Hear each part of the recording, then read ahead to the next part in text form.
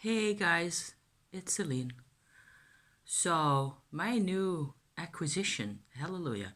You see the brown ends here? I think that's a fairly convincing um, sign. These are actual boar bristles. Boar bristles, not Brussels. That's not even a word.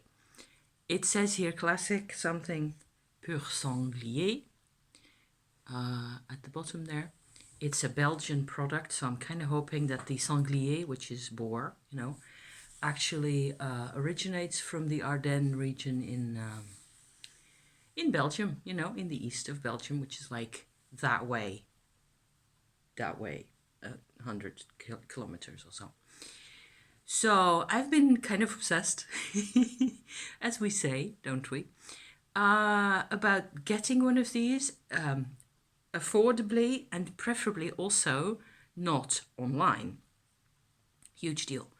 So I think it was the fifth store that I visited that actually had this one, and it was a hair. Oh, I can do ASMR now. Hair care, hairdressers supplies shop. So a really specialist kind of shop, not your regular drugstore at all. They have only plastic, okay? And they have things that look fairly kind of similar to this or slightly similar to this, but not with, this isn't a video that's going to be about hair care altogether, I think, because I have other things I want to talk about as well. So Witchy, check in with things, okay? But I just want to start off with this because I'm kind of obsessed and it's kind of weird and wonderful how this works out. So tomorrow, with Thursday, okay, it will be 1 week since I last washed my hair. And okay, you can see if I go like this is the funny thing. The funny thing I came to show you actually is the difference in effect between this one and the other thing. Okay, you see what happens is you get this kind of a greasy effect. Right there, it kind of clings together, and then there's parts of the hair that go up in the air like that, which is kind of strange. So that looks really weird and creepy, And if I go like this afterwards, it's more or less gone. Well, it has been nearly a week. But my hair really benefits from all this. See, now it sits back down and it's sort of normal again. Whereas I'm trying to not wash my hair as often, okay? That's the plan with this whole procedure here. I have done this morning. I've done it last night, where I just go through my hair with this one first, and then even, pulling all the hair down to the front and going forward like this and then brushing this way, which tended to, in the past, be quite, painful in the hair. But since I've been doing my hair twisting procedures, that has actually improved as well. So progress report, that kind of thing. So I find it really striking that the effect in the brushing on what it feels like and what your hair feels like is completely different from between these two brushes. So I will always use this one first to get the tangles out, if there's any, tangles. I have, as you can see, my hair is getting really white, and the white hair is a lot thicker than the brown hair I used to have, which is like what's at the back here, or in the bottommost layers. There's still quite some of my original color. Sorry for the light. It's another really grey day in this country. Yuck. I am so longing for some sunshine, you guys. Yeah. So I will first detangle with this. I have fairly straight hair, as you can see, and it responds very well to some, just slight hair oil or conditioner. I don't need much. And if I just use this to detangle gently, my big change overall in terms of hair care recently has been that I do not brush, comb, or detangle my hair nearly at all as long as it's wet. So after washing, right? After washing, I will towel it and stick a towel around the whole thing and just park it for a bit. Or after a while, I will just take the towel off and I will sort of organize it with my hand to stay put at the back as much as possible. I will use one of those plastic, what do you call those? Clamp things to sometimes park it in there if I'm cooking or something like that. Other than that, I will just leave it as is as much as possible, let it dry by itself, which takes a couple of hours. In rainy weather, a bit longer. Makes sense, right? So, having said that, I think personally that is the biggest move forward that I've made with my hair process here, is to not brush it or comb it when it's wet, because that's the biggest difference. I have way less hair loss. I can tell, if I were to, there's actually one hair in there now, whereas otherwise there would have been 5. It's like you have hair loss the whole week through or the whole couple of days after having washed it, Even after your hair is dry, it still falls out much more easily. So probably you have a lot of hair breakage and just not all of the hairs come out immediately as you do your thing with trying to style it all, This is the greasiest spot I have over here. So this is probably a spot that I need to do a bit more often with this, because what this does, you see how it jumps out? I think that's quite funny. What this does is, contrary to the other brush, this one really brings down anything that's in your scalp or on your scalp. Everything that is on your scalp in terms of hair, sebum, dust and dirt and all the rest of it, skin particles. My scalp loves this. It's this kind of treatment. It's like my hair is humming. If you can imagine that. It just feels like purring the whole time. Not the whole time. I'm not like constantly going around like that. Well, that is, I would probably if there were sunshine at the moment, but which is another theme. So, but you can see, as I was saying in my previous hair care video, which I did a couple of weeks ago, that by using this kind of tool, you basically sort of redistribute your things around the outside of your, or the inside of your hair even, and your hair doesn't mind it at all in the slightest, and it looks normal as far as I'm concerned. It looks slightly less fluffy and poofy than it does when I just washed it the day after I've washed it or something. It will be more shiny, well, it is actually it's getting shinier because of this hair, because of having the oils in the hair, the natural oils in my scalp are being my conditioner now as it is, which I have heard lots of people talk about. So it's actually really nice to have something quite practical like this to be obsessed about and to be thinking about, and to having, I paid, by the way, 13 euros for this thing. So I don't know what that is in your money, but it's a very reasonable price. I was shopping around online as well. I found similar products. I took one that was fairly narrow, as you can see, because I don't have huge quantities of hair. So it's not like I'm, down to my bosom or down to my hip length and I need a large brush to take care of all that. If I look like this, I can actually see that there's still, it will probably, if I just continue on with the thing, longer hair is a matter of more patience then, I suppose. And it takes a bit more care, and most of the time now it's winter and it's fairly cold outside. It's like +2 degrees or so, centigrade, that is. And I'm wearing it down because it's warmer in my neck, okay? And especially also going outside, I will have a cap on and a scarf and so on. And my hair will be sitting out like this. And if I did that before, changing my hair care routine from what I am doing now. So in the old days when I was shampooing every 2, 3, 4 days and always using conditioner at all, it got greasier. You'd see the grease and I'd feel like this wasn't what it will look like. This looks more or less normal. I'm so surprised and so, pleased really. So my hair can actually do this. This is a good thing to have.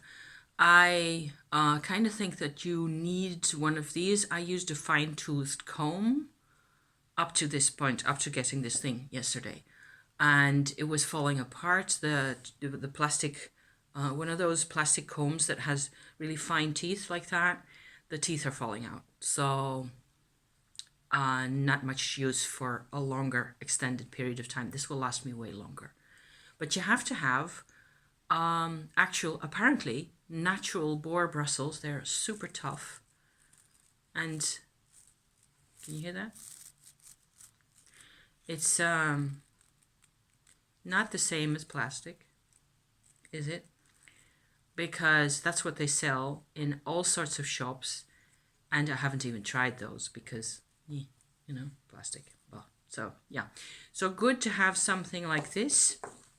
I'm going to park those now because otherwise I'll be fiddling with my brushes the whole time, which is not really my plan at this point. I've been, it's a bit of a slump at the moment, YouTube-wise and in terms of other things as well. Let me check for 1 second. Yeah, I hadn't turned my sound off, so I don't think I'll be here for a very long time. I have been sort of on and off experimenting with different different energy work perspectives or light work perspectives, if you like. So I'd like to be talking about that for the second half of this video. It was actually because of somebody online talking about they were talking about finding new access for themselves to spirituality, and that's what this is about for me as well. It is about finding ways to access a dimension that makes me really happy, that gives me a lot of joy, that enables me even to be quite creative. So there's a lot of, it's like a shift in mindset. And I talked about this very briefly in my previous little short video that I did on Saturday, where it's just a click in your mind and allowing your mind, which is the easy part, right? The mind is willing. My mind is quite willing to accept different parameters, different situation. Okay, let's proceed with this.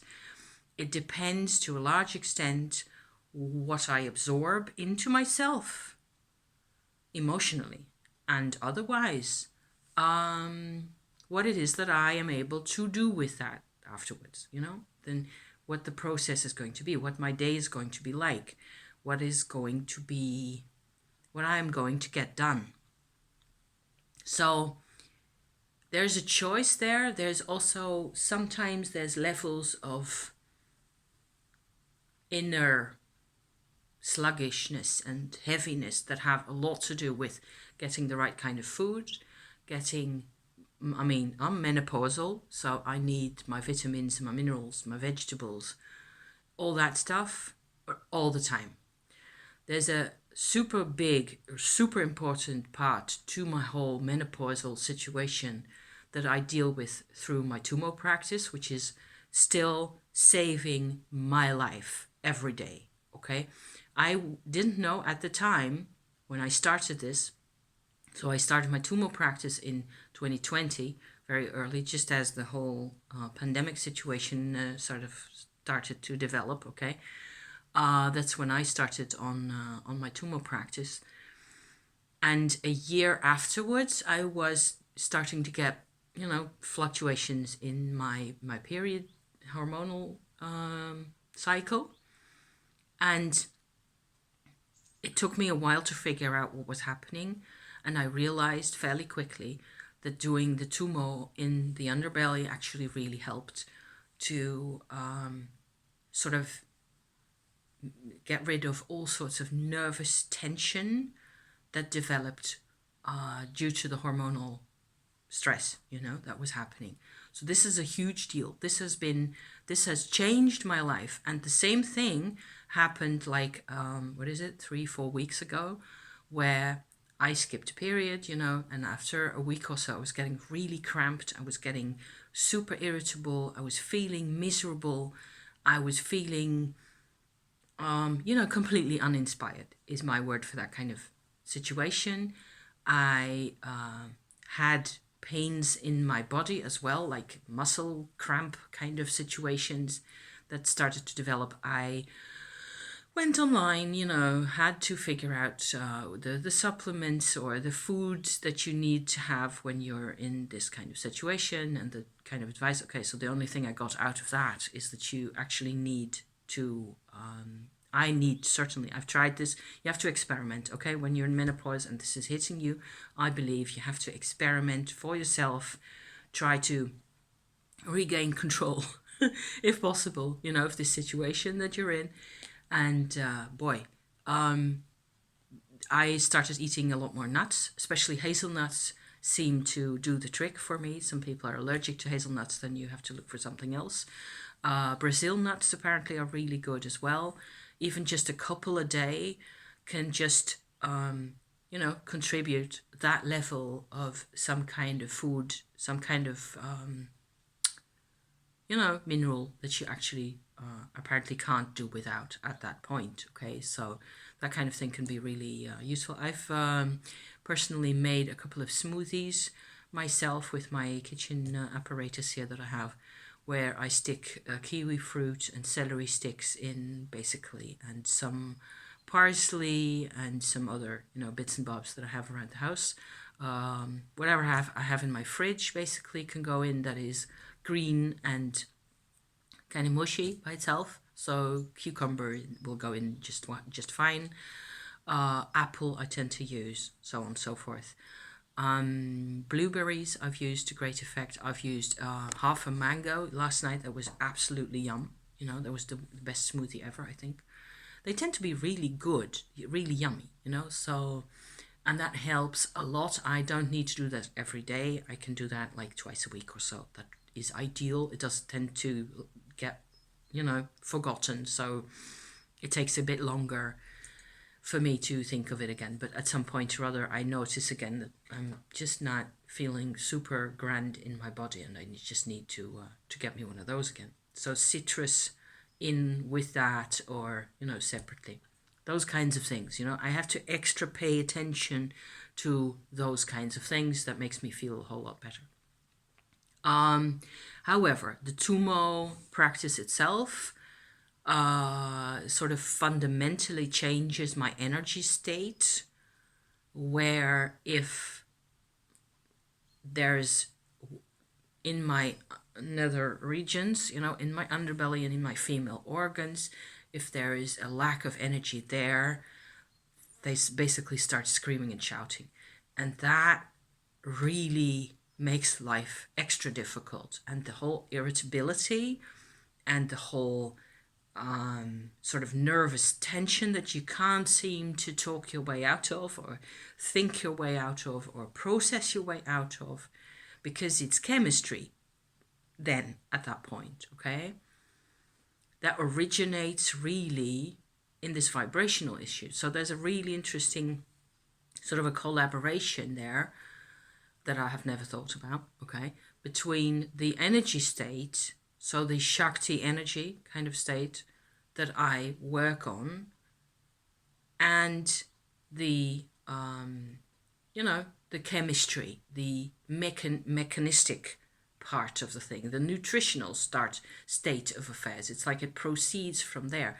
If I take care of this part of my life, the other part is much easier to take care of and easier to think of, and I'm much more at ease in my body, and I'm okay with being menopausal suddenly, because of this part, because of the Tummo.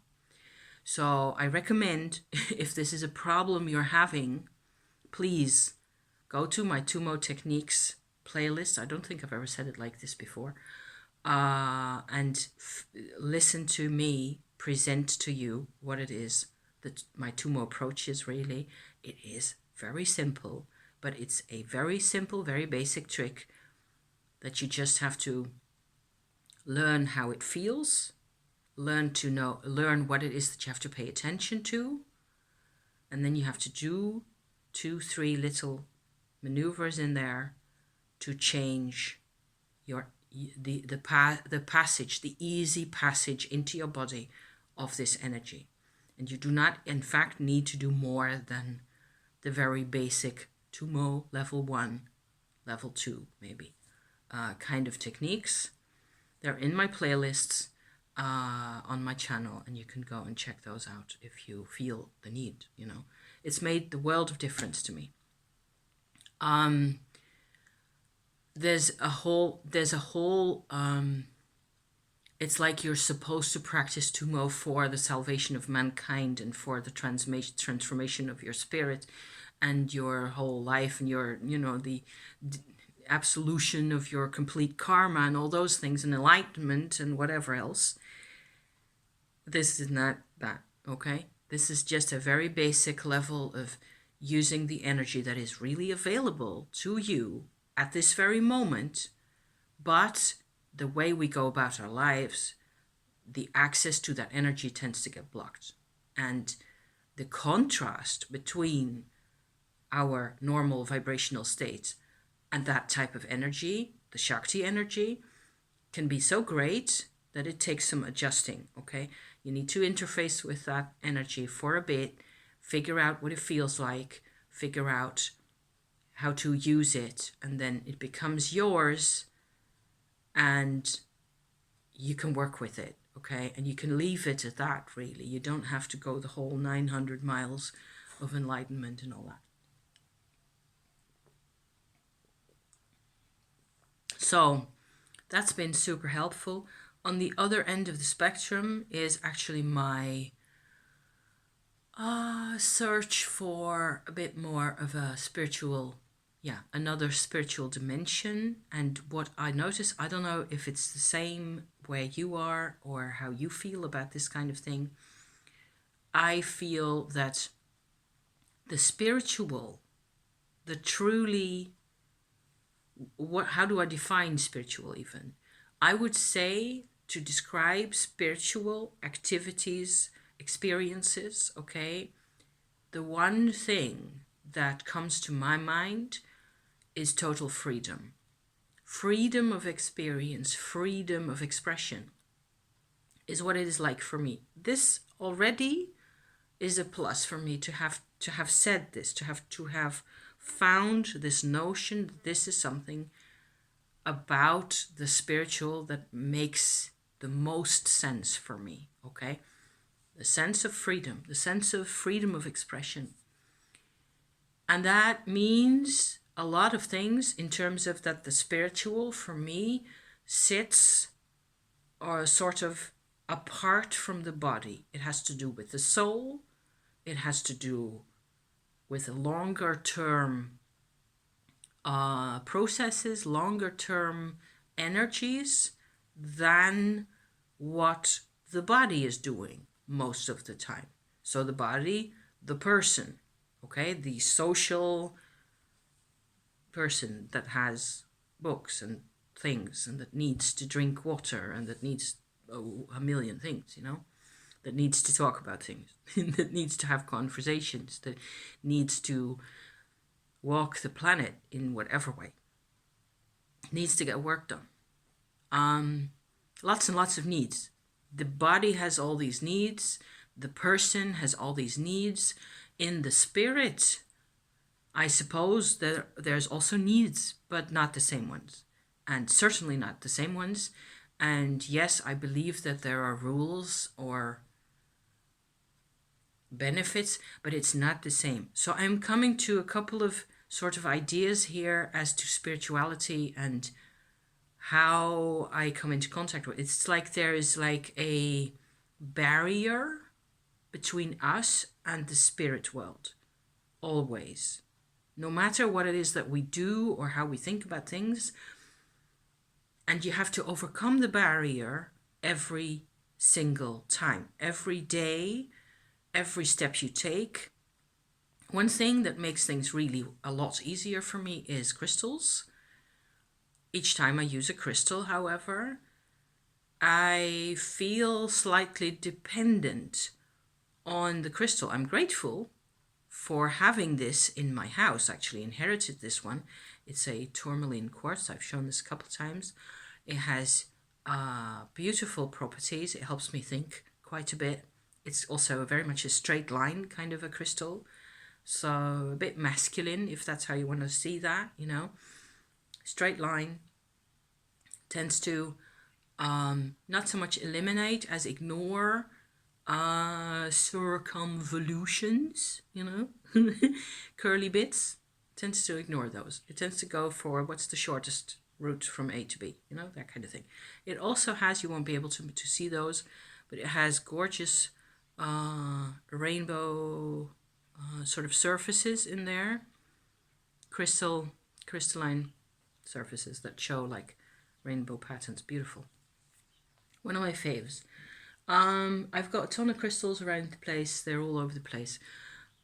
Using cards is less of a direct method. The good thing about using cards, I find, and astrology as well, is that they prepare my mind much more. So they sort of sit at a level where I can still get at them from my person and body part. So to pick a card, to do a bit of journaling, all those things, you know, to look at a birth chart or a planetary thing or whatever, to read a book. I'm reading this huge, massive, what happened here? Huge, massive Dutch book about, it's like a study about the principles of reincarnation. It is a tough one. I am halfway in and I'm enjoying it. It's also not for the faint of heart, because there's a couple of life stories in here that make you go, I never want to think about this again in a million lifetimes. But okay, very useful intel and useful overviews, different approaches, different aspects. This kind of thing does not do anything for me to prepare to have contact with the spirit at all. It's just information, which is a lot of stuff in my life and in society, how the world, the human world tends to, you know, present you with stuff that is supposed to, or that is supposed to be about the spirit. This book is supposed to be about the spirit.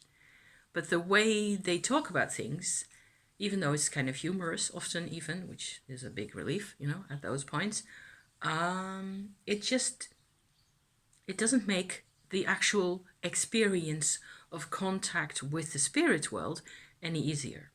Crystals make it a lot easier for me. Okay, so same with spinning. I've been doing a lot of spinning on my spinning wheel over yonder. I'm pointing that way, which you can't be able to see because it's over there.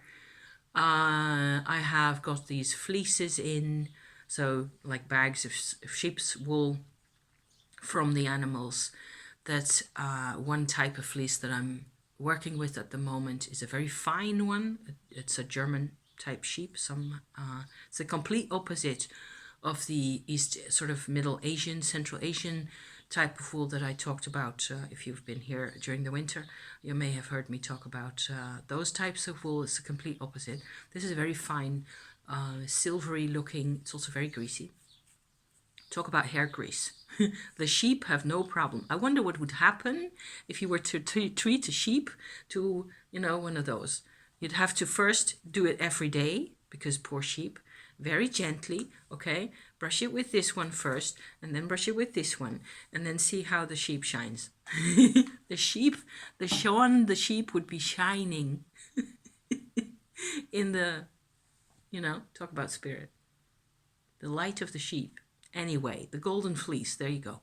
So spinning with my colors that I'm doing at the moment, I'm making this thread. I'm working on the second thread now. And I've got lots of purples in there, violet colors and blues and things. And this is just to die for gorgeous. Okay. It's my own work, but blah. It's the total awesomeness. And so I'll be probably later today continuing working on that one for about maybe 3/4 of an hour more, and then that bobbin is also done, and we can start combining the two bobbins and get the whole thing, you know, processed and washed. And then I will have another beautiful, really fine yarn this time, probably the finest I've ever done. Although it's not strictly the finest that you could make, but it's really, you know, a much finer thread. It's like the yarn itself will be about 1/3 of what I normally work with, like this, what I've got on here, for example. So I'll be using it for different purposes. I will not be knitting that probably unless it's for a small pouch or something, which of course I will be making because small pouches, yes. Spinning, even though this is visually totally ecstatic for me. I'm a color person. Those blues and those purples and those aquamarine colors that occasionally come through out of the fibers that I'm using all these colored and dyed fibers, silks and so on to go in with the German wool. It's beautiful, and in one way it's a very spiritual activity. It's inspiring to do, but it doesn't give me any new territory necessarily. So that's probably one thing that I'm actually working on now. And I will probably go into that in a separate video about the approaches to come into contact or discover for myself, which is what I'm doing, astral territory, okay? Spiritual territory, which can happen in the blink of an eye, just like that. I see now that I have very little battery left. Yes, so hold on 1 second. Yes, back in business. Okay, we're in the kitchen now. So you can see my hair is a bit flatter than normal because of the grease. So yeah, I'm intending to wash my hair like Friday or something, depending on what it looks like at that time. I would like to see how long I can go without washing my hair. And to be continued, you know. But as to the whole contacting the spiritual, I believe to me now, it's more like, it's just like riding a bicycle. You have to do it often enough. Not just using the crystals, because the crystal, or for example, a crystal skull like this one that's actually my husband's, that I really like a lot. All these other vibrational tools that I have here that I use the whole time, what each of them does is sort of insert in my life a moment or a space, a period of an X number of minutes, hours, whatever, where I am engaged with that. But it's a very passive process. See what I mean? So rather than continually creating things or working with what else, graveyard dirt, crystals, these kinds of rocks and pebbles and bits, things that are that have a vibrational nature, even my altar space here, okay? The astral altar is what got me going, the idea of that. And an astral altar, or an astral sacred connective space that you sort of start building up for yourself, which is what is happening for me now, because I put energy and time into it, because I choose to do this thing, then I still have to go and train myself to revisit that space. It's a completely different experience from anything that I can have here with my Mary statues and all my other kit, you know, rose quarters, and it's all gorgeous. But there's a whole world to explore in the spirit, and I've never done that, except occasionally doing, you know, when I came out with this, that, or the other procedure with white light, that I just was able to channel into a situation or into my house or into my own aura or whenever that I needed that. That has been super helpful, but it has been me sort of connecting with the white light source that I can work with and feel, sort of wheedling my way around, getting them to whoever them is, to do what I needed done. And that was it. And I felt relieved and I felt healed and I felt supported and so on. And I didn't go there myself. I didn't, see what I mean? So that's what I'm trying to get in this year. My whole 2023 will be much more about going there myself. And wow, I'm actually saying this. This makes me kind of, super happy because it gives me a sense of a reason why. And that's the fundamental reason I'm doing this.